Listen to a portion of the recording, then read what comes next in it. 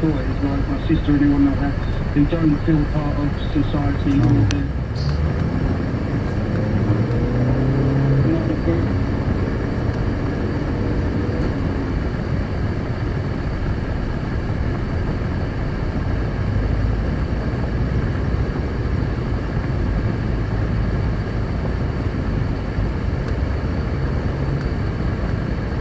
Actually really healthy in many contexts, but the why of it. So ask her what they're doing and then ask her why they're doing it, and we'll reconvene next week, Josh. Bye.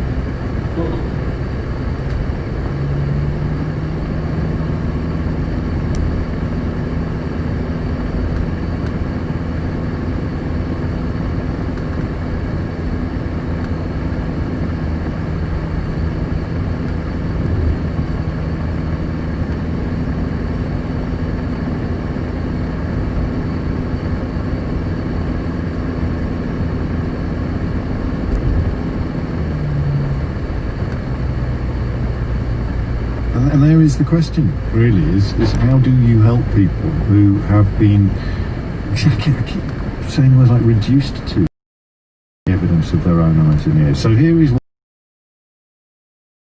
theories. There are as many theories as there are skeptics or anti-vaxxers out there. Why does Bill Gates want us all to take this vaccine? Also, what's it got to do with Bill Gates? What's his relationship with Pfizer? But no, don't overcomplicate it. He's got this vaccine. He wants us all to take a vaccine which is designed to kill us. Why does he want to kill us? Population control. Well, we've dealt with that phrase. We know why that's appeared in some of his propaganda. It's because he does want fewer children to die, and that inevitably involves fewer children being born for reasons that I've explained in a completely watertight way. So why does he want to kill us? So that the rich can rule the world. They already do. Why does he want to kill us? Oh, so that, well, he doesn't. He just wants us all to buy his vaccines, even rich. Tens of billions of dollars.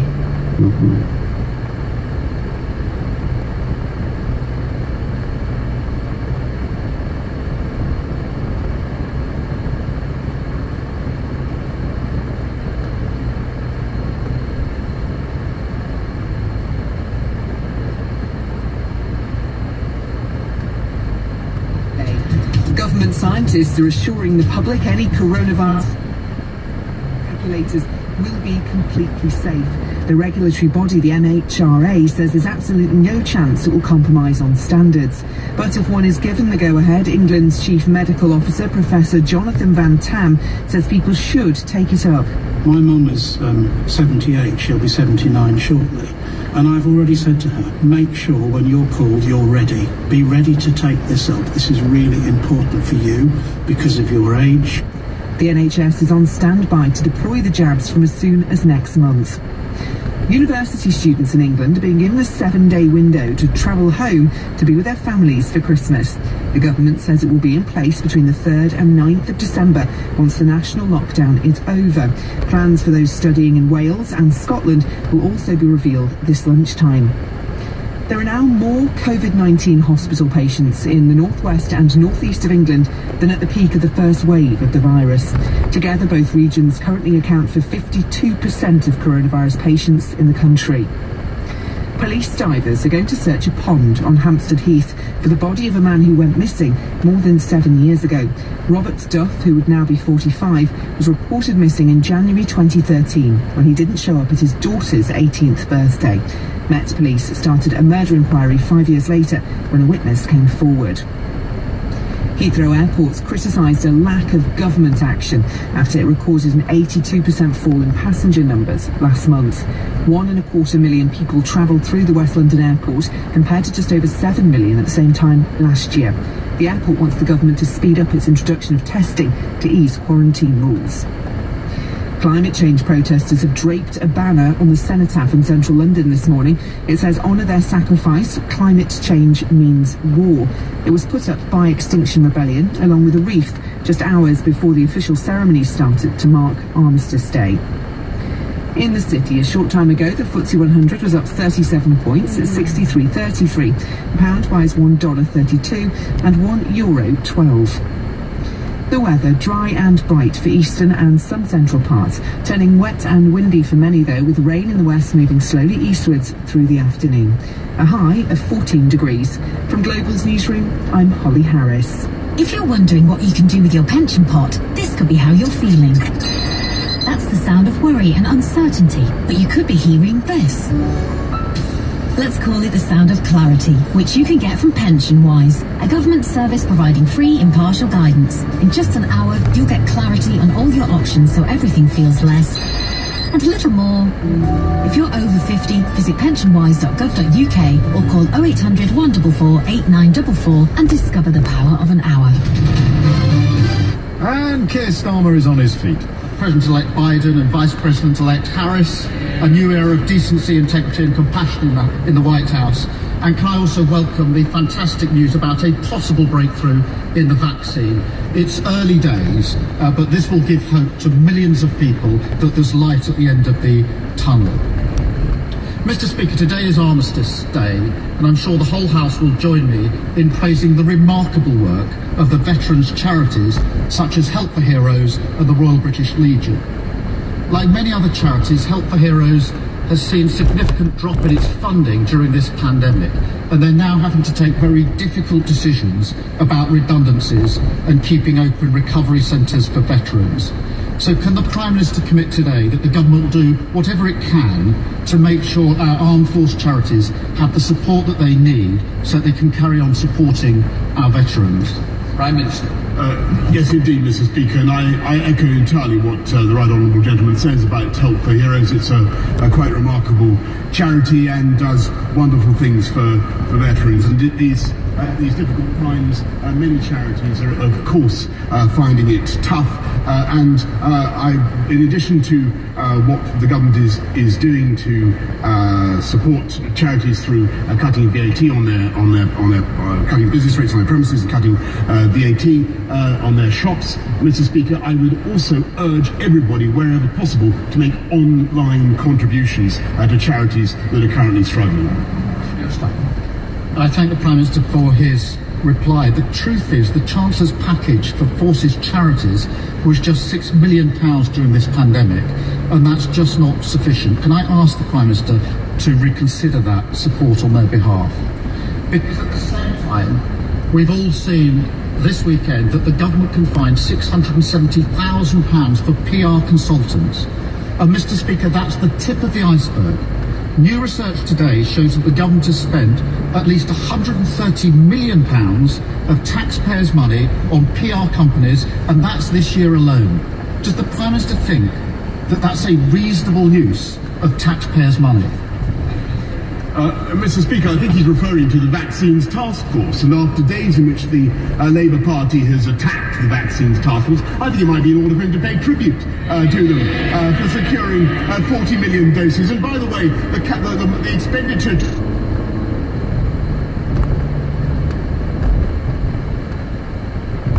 Mr. Speaker, and to persuade the people of this country, 300,000... in trials, without which we can't have vaccines, Mr. Speaker. So I think you should take it back. Yes, Starmer. Mr. Speaker, nobody's attacking individuals. Everybody's supporting the vaccine. £130 million, Prime Minister.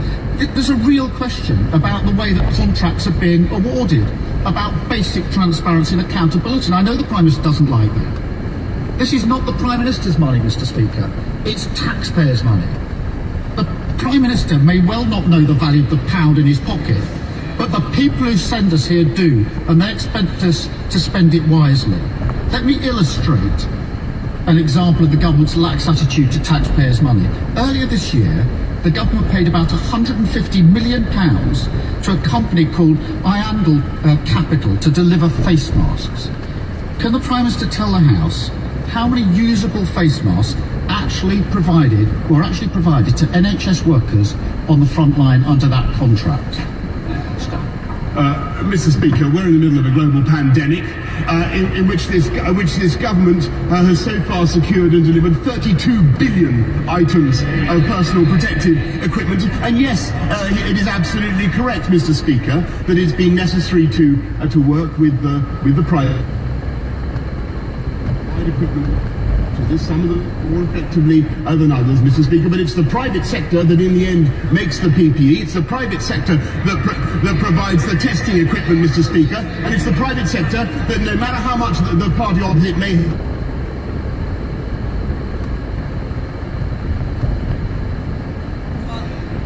The answer's none. Not a single face mask at a cost of 150 million. Mr. Speaker, that's not an isolated example. We already know that consultants are being paid £7,000 a day to work on test and trace, and a company called Randox has been given a contract without process for £347 million. That's the same company that had to recall 750,000 unused COVID tests earlier this summer on safety grounds. And there's a sharp contrast between the way the government sprays money at companies who don't deliver and their reluctance to provide long-term support to businesses and working people at the sharp end of this crisis. The Chancellor spent months saying that extending furlough was, these were his words, not the kind of certainty that British businesses or British workers need, only then to do a U-turn at the last minute. Yesterday's unemployment figures show the cost of that delay. Redundancies up by a record 181,000 in the last quarter. What's the Prime Minister's message to those that have lost their jobs because of the Chancellor's delay? Prime Minister, Mr. Speaker, with great respect to the right honourable gentleman, he knows full well that the furlough programme has continued throughout this pandemic. It went right the way through to October. It's now going through to March. It's one of the most generous programmes in the world. 80% of income supported by this government. An overall package of £210 billion, Mr. Speaker, going in to support jobs, families and livelihoods throughout this country. I think this country can be very proud of the way we've looked after the entire population we are going to continue to do so. And you should bear in mind, Mr. Speaker, that the net effect of those furlough programmes, all the provision that we have made, is disproportionately beneficial for the poorest and neediest in society, which is what One Nation conservatism is all about, Mr. Speaker. Mr. Speaker, the Prime Minister must know that because the furlough wasn't extended until the last minute, thousands of people were laid off. And the figures tell a different story. Redundancies, as I say, record high, 181,000, 780,000 off the payroll since March. ONS saying unemployment is rising sharply. So much for putting their arms around everybody. The trouble is that the British people are paying the price for the mistakes of the Prime Minister and the Chancellor. If they'd handed contracts to companies that could deliver, public money would have been saved. If they'd extended furlough sooner, jobs would have been saved. If they'd brought in a circuit breaker when the science said so, lives would have been saved. Let me deal with another mistake. The Chancellor's repeatedly failed to close gaps in support for the self-employed. Millions are affected by this. It's bad enough to have made that mistake in March. But 7 months on, the Institute of Fiscal Studies says the scheme remains, their words, wasteful and badly targeted for the self-employed. The Institute of Directors, many self-employed continue to be left out in the cold. After 7 months and so many warnings, why are the Chancellor and the Prime Minister still failing as self-employed? Mr. Speaker, unquestionably this pandemic has been hard on the people of this country, and unquestionably there are people who have suffered throughout the pandemic, and people whose livelihoods have suffered. But we have done everything that we possibly can to help. And as for the self-employed, Mr. Speaker, 2.6 million of them have received support at a cost of £13 billion. Quite right, Mr. Speaker. We've also, of course, as he knows, uprated universal credit. That will continue until next year, Mr. Speaker. He now champions universal credit, by the way, and calls for its uprating to be extended. He stood on a manifesto, Mr. Speaker, to abolish universal credit. Mr. Speaker, the Prime Minister just doesn't get it. I know very well that the self-employment income support scheme has been extended, but the Prime Minister must know that that scheme simply doesn't apply to millions of self-employed people. They've been left out for 7 months. And there's a real human cost to this. This week on LBC, I spoke to a self-employed photographer called Chris. He said to me, our industry's been devastated. There's 3 million of us that have fallen through the cracks. Our businesses are falling, absolutely falling, and crashing each day. He asked me to raise that with the Chancellor. I'll do the next best thing. What would the Prime Minister say to Chris and millions like him who are desperately waiting for the Chancellor to address this injustice? Mr. Speaker, what I would say to Chris and what I say to the right honourable gentleman and to the whole country is the best way to get his job working again, the best way to get this country back on its feet is to continue on the path that we are of driving the virus down. And I'm grateful to the people. This is a week, Mr. Speaker, since we entered into the tough autumn measures that we're now in. I'm grateful to the people of this country for the sacrifices that they're making. And I'm particularly grateful to the people of Liverpool and elsewhere who are now taking part, tens of thousands of people in Liverpool, taking part in the mass testing work that's going on there. And it's fantastic news that we now have the realistic prospect of a vaccine, Mr. Speaker. But science has given us two big boxing gloves, as it were, with which to pummel this virus, but then neither of them is capable of delivering a knockout blow on its own. And that's why this country needs to continue to work hard to keep discipline and to observe the measures that we've put in. And I'm grateful to the party opposite, grateful for the support that they're now giving for those measures. That is the way to do it, Mr. Speaker. Hands, face, space, follow the guidance, protect the NHS and save lives. Let's head to Tewkesbury with Lawrence Robertson. Lawrence Robertson. Thank you, Mr. Speaker. As we and all countries across the world tackle the pandemic, is it not right that we also have to secure our post-EU future? And aren't we doing that by securing help for our rural communities and indeed securing our borders? Prime Minister. Absolutely. I thank my honourable friend, and I can tell him that the landmark immigration bill receives royal assent today. We're just going through the bit where friendly Conservative MPs ask the Prime Minister if the goal is open enough for him yet, but we'll stay with it so that we can hear from Ian Blackford and others. Immigration system, Mr. Speaker. One of the advantages of leaving the European Union, which the gentleman opposite would of course like to reverse. Let's head up to Scotland to the leader of the SNP, Ian Blackford. Ian Blackford. Thank you, Mr. Speaker. And can I associate myself with the remarks of the Prime Minister on the death of Rabbi Jonathan Sacks? And of course, this being Armistice Day that we commemorate the day 102 years ago in the 11th hour of the 11th month when the guns fell silent, and all those that have paid the ultimate sacrifice in conflict since then. And of course, I would wish to send our best wishes to Joe Biden and Kamala Harris in winning the election in North America, and look forward to the leadership that they will show on issues of climate change and the issue of fighting back against COVID, amongst other things. Mr. Speaker, the Office of National Statistics figures published yesterday demonstrate what the SNP have been warning about for months, that the UK faces a growing Tory unemployment crisis.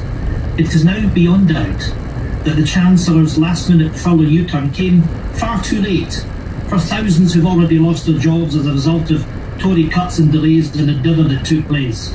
UK unemployment has now risen to 4.8%. Redundancies are at a record high, and nearly 800,000 fewer people are in employment. To support those who have lost their incomes, will the Prime Minister now commit to make the £20 uplift to universal credit permanent and extend it to legacy benefits so that no one, Prime Minister, is left behind? Prime Minister. Well, Mr. Speaker, I'm delighted that the right honourable gentleman, leader of Scottish Nationalists, is now supporting universal credit because he was opposed to it at the last election. Yes, of course, that uplifting continues, Mr. Speaker, until March, and I'm delighted to say that the furlough scheme is being extended right the way through to March as well, and that will support people across our whole United Kingdom, protecting jobs and livelihoods across the whole UK in exactly the way that he and I would both want. Right, let's return to Ian Blackford. Ian Blackford. Thank you, Mr. Speaker. Can I respectfully say to the Prime Minister, the idea is that the Prime Minister tries to answer the question that's been put to him, and it is shameful that the Prime Minister still refuses to give a commitment to the uprating of the £20 to universal credit. And the SNP will continue to demand a permanent U-turn on Tory plans to cut universal credit. Mr. Speaker, another group who've been left behind by this Prime Minister are the 3 million people who have been completely excluded from UK government support. Since the start of this crisis, the Prime Minister has repeatedly refused to lift a finger to help these families. Can I say to him, in the run-up to Christmas, the forgotten millions will be amongst those who are struggling to get by and worried about their future? So can I ask the Prime Minister, will he finally fix the serious gaps in his support schemes to help the excluded, or will he make it a bitter winter for millions of families across the United Kingdom? Prime Minister. Mr. Speaker, the right honourable gentleman knows, I hope, that we're not only continuing with the uprating of universal credit until next year. We've invested 210 billion, as I say, in jobs and livelihoods. But we've also just brought forward a winter support package, Mr. Speaker, for the poorest and neediest, supporting people, young people, kids who need school meals, supporting people throughout our society, throughout the tough period of COVID, as I think the entire country would expect. That is the right thing to do, and we will continue to do it, Mr. Speaker. Thank you, Mr. Speaker. As we continue to protect the NHS to help save lives, regional airports are playing a critical role delivering medical supplies and equipment across the UK. Yet, at Exeter Airport in my constituency of East Devon, overall passenger numbers are at some 5% of normal. Regional airports are facing... It's 19 minutes after 12 and we're back in the room. Theo Ashford, LBC's political editor. If I could tear him away from Twitter for a couple of moments, we can contemplate the scenes that we've just seen in the House of Commons. It was nice to see Keir Starmer moving into areas that we've considered to be important for quite some time on this programme, not least the amount of money that's been spent on kit that just doesn't arrive, or kit that just doesn't deliver. How many face masks did you get for 130 million quid? None. So Keir Starmer trying to juxtapose that, of course, against the £670,000 that was spent by Kate Bingham, who is the outgoing, contract ends at the end of the year, Chief Executive of the UK's vaccine task force. She spent £670,000 on 8 PR consultants to work at the Department for Energy, Business, Energy and Industrial Strategy. Criticism about whether that was money well spent from Sir Keir Starmer. At the same time, we should just remind people that if they do have problems with that, if they weren't persuaded by the Prime Minister's explanations of why it was money well spent, and the fact that she's the wife of a Tory MP is still troubling them, then you could complain to the man appointed as anti-corruption champion by Boris Johnson, who, I forget his name, but he's married to Dido Harding. Carry on. So Keir Starmer trying to make the point that actually for businesses at the sharp end of the pandemic, and he moved on, didn't he, to talk about those self-employed missing out from government support. Their number around 3 million people. At the same time, the government was spending money where the results were questionable, whether you could justify that spending of government taxpayers' cash, given the lack of support for the 3 million or so unemployed, so-called excluded. And he referenced a call to LBC, which he took on Monday from Chris, a self-employed photographer, who rang in to say that his business was in danger of going under and that he needed some much-needed financial support from the Treasury. And of course, Keir Starmer is trying to paint a narrative that the government's incompetence or cronyism, and that it is not on the side of ordinary people who are struggling to get through this pandemic. So we talked a lot, and we'll talk again about the 3 million people who were, any charitable reading of Rishi Sunak's original scheme, whereby they were overlooked or forgotten, of course, as some of them call themselves. They sort of divide between two large groups, excluded and forgotten, but I presume plenty of people are in both. But this is the point Blackford and Starmer both made. The second time around, he could have addressed them directly, and he categorically elected not to. Another sense, or not for the first time rather, a sense that Starmer has got Sunak in his sights now, possibly even more than Johnson. You will, like me, have been hearing rumours from quite reliable sources that Johnson has already fallen out of love with the job, and that a possibility of him being replaced before a general election it's been discussed in quarters that it wouldn't normally be discussed in. So Sunak then becomes Starmer's problem. So, of course, you're quite right to reference that, James. A couple of weeks ago, Keir Starmer gave a speech where he was much more pointed in his criticism of Rishi Sunak, the Chancellor, and his support or lack of support as it was then, compared to the Prime Minister, Boris Johnson. And there's a feeling within Labour that in Labour circles that it will not necessarily be Boris Johnson that Keir Starmer faces across the ballot box in 4 years' time, but somebody else, and the most likely candidate at the moment is Rishi Sunak, the Chancellor. And interestingly, and I forgot to point this out at the top, when Keir Starmer was talking about the waste of money, he pointed actually he paid tribute to armed forces charities, but made the point that they'd only received £6 million of Treasury support to help them through the pandemic, whilst at the same time this money was being spent on PPE contracts that were not being delivered. But perhaps actually it was those allegations from Keir Starmer across the dispatch box that were more powerful compared, whereas Boris Johnson actually had an answer on the Kate Bingham PR consultants, because he said, of course, this has been a week where the UK is signed up to 40 million doses of a vaccine from Pfizer, and that's the job of the Vaccines Task Force, to make sure we're at the front of the queue to get those